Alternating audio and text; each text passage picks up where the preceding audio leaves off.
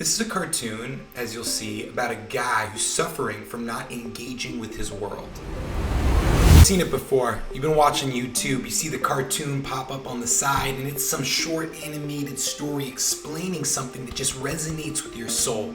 It touches you. Emotions are felt. You look at the views, it's got 50 million. Well, today, we're going to be breaking down the hidden secret codes within these. And the first thing I want you to notice is how he keeps his hands in his pockets. Now, as an embodiment coach, that's extremely fascinating to me, right? Because this is a physical representation of this psychological concept shown without any story, any words. You see that by keeping his hands in his pockets, he's stopping himself from engaging with the world. There's opportunities being presented for him to step up because his hands are hidden away. He's not able to engage. So this emphasizes the reality that our hands are what we use to interact and change the world, right? So when someone reaches out a hand to him, this is metaphoric of an impact, of a connection, and it's coming from an old lady, a source of innocence, right? A source of somebody less than himself. It's an opportunity, a calling to step up.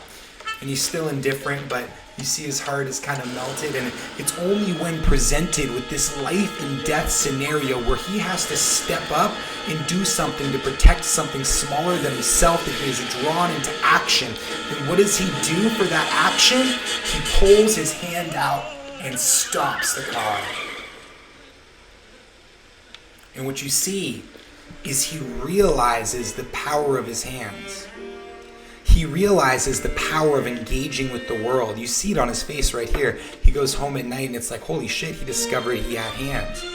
And this is representative of you discovering your power. He opens the door and how that affects the world. You get to engage with the opposite sex. You get to have an impact on the youth. You get to volunteer your time, and all of a sudden, look, now you're engaging with the world. You're creating a change. You're connecting with different cultures. You're helping your elders. You got a little double down pulse in your stride, and now you have an opportunity to share with someone else who's dealing with the same problem, the same indifference. I think it's a beautiful cartoon. I love the way it ends. And yeah, as an embodiment coach, it's just fascinating to me to see these deep, woven in patterns of understanding, so intuitively relatable, but we don't really conceive of the nature of how our hands represent the part of ourself that engages and interacts with the world. So I find that fascinating. It's like, this is the mechanism through which you are either indifferent or connected. So the first thing you see is this boy is putting a mask over his cracked face. And you become aware that obviously this life is hard. He's dealing with trauma, but he's wearing this fake mask as a way of covering that up. And you see here underneath that mask all the cracks, all the layers.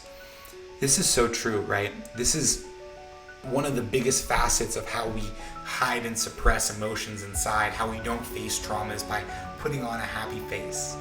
So this cartoon is really nailing it. It's like we go out into the world and people ask us, like, are you okay? Are you doing good? We're like, yeah, fine. But this is ground zero for neuromuscular holding patterns when it comes to suppressing emotions and feelings.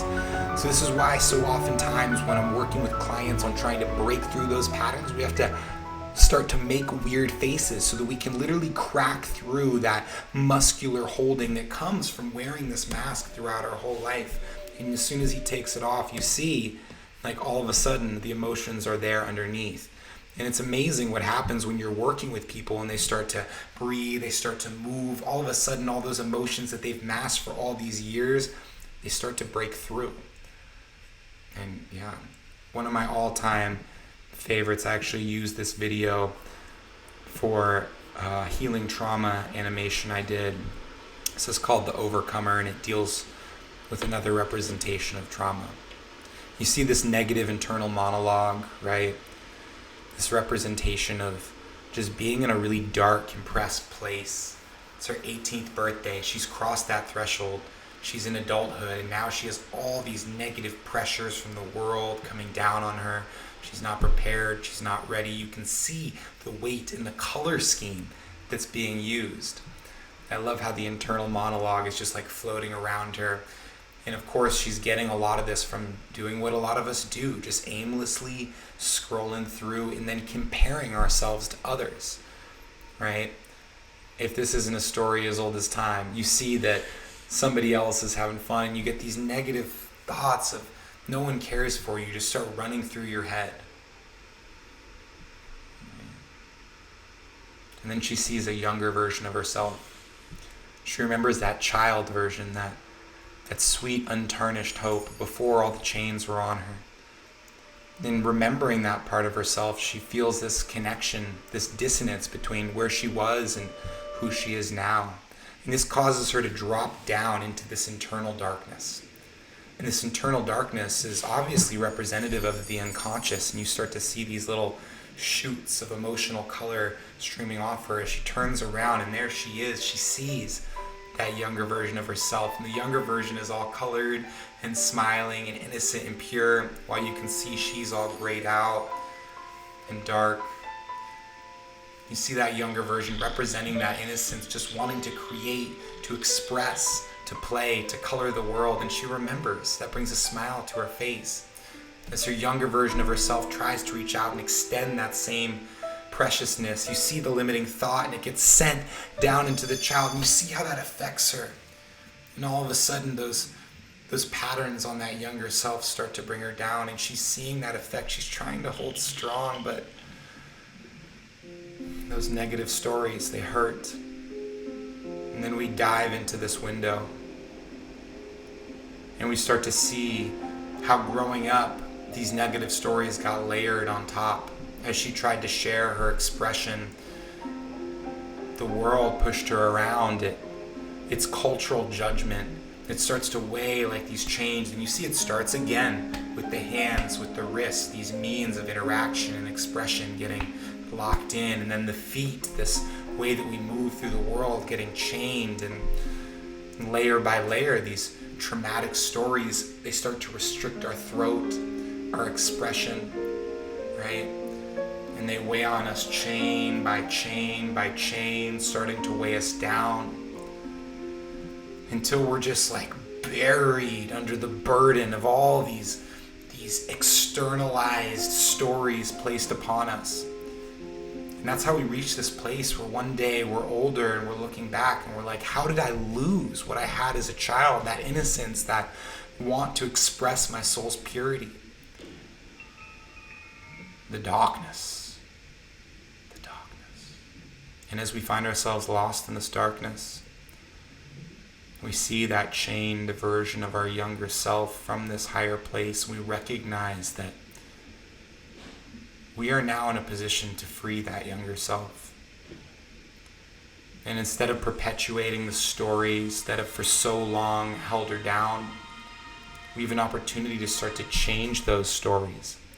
But first, we have to start to notice the effect. Notice how each story is another link in the chain that has been binding and holding us. I love this expression. It's like she's still trying. Underneath the weight of it all, that child self is so pure. And you see the heartbreak of that realization. How could I do this to this younger version of myself? She brings it in. She gives her a hug. Oh, wow. She tells her, you matter.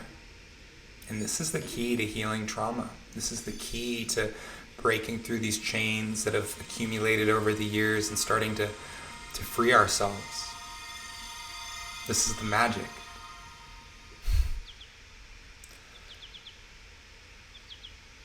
And she wakes up. And it's a new world. She feels lighter. She feels looser. It's a new day. The sun is shining. And all of a sudden, all that potential, all that light, all that possibility is remembered.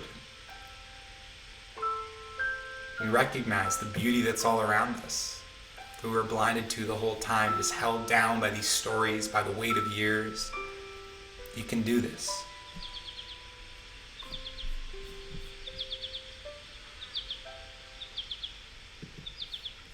So much deep wisdom in these cartoons.